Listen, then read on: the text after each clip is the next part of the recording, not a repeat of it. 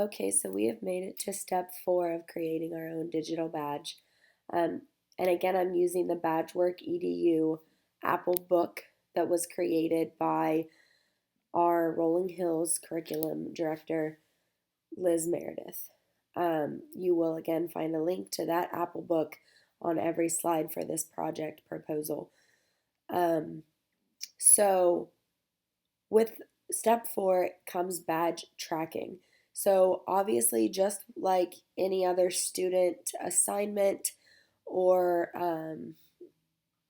unit you work through, you have to keep track of what your students have completed and how well they've done and things like that. So, this is essential for for digital badging as well.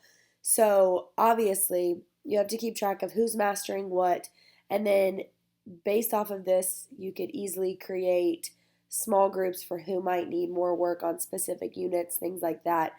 Um, from the Colt PD standpoint, this is for our staff professional development. So it's a way that they can see who is putting in the time to really learn and grow and build their knowledge.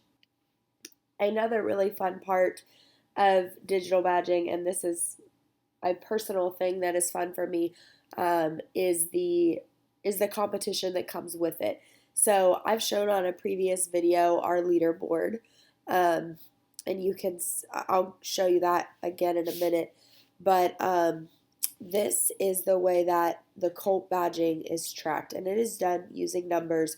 You could do this using any spreadsheet. You could use it on a like pencil paper checklist if that's what works for you best.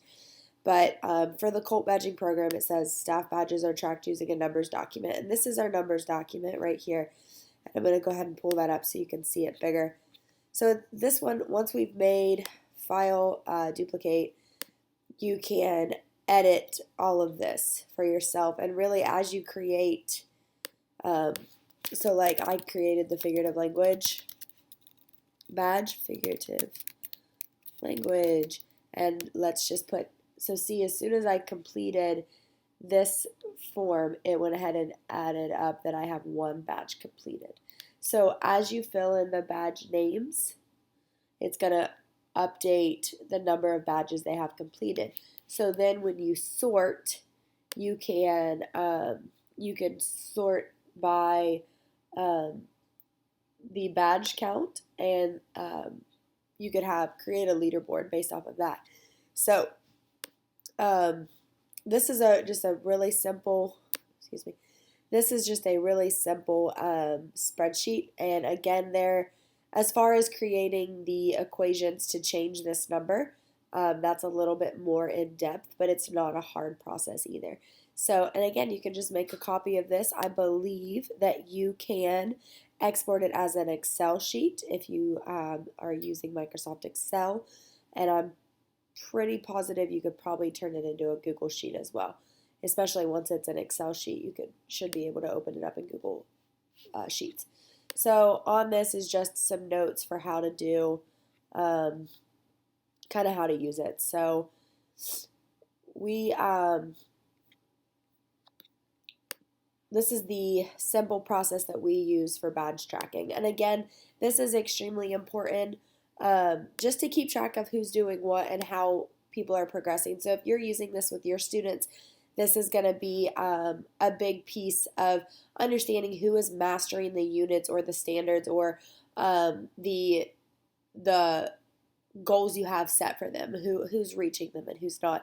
So when you go to my VPDR, if you click here, you'll actually be taken to our Colts leaderboard, which is on the same page as the Colts PD down at the bottom. You can see the leaderboard, and it's just another fun way of seeing who's up there with you, who's excuse me, who is completing their badges, and kind of where you stand. So it's a fun added competition. So this is step 4 of our creating digital badges, and it's just an extremely important piece of tracking progress, with a little added fun. So Thank you, and I hope that this was informational.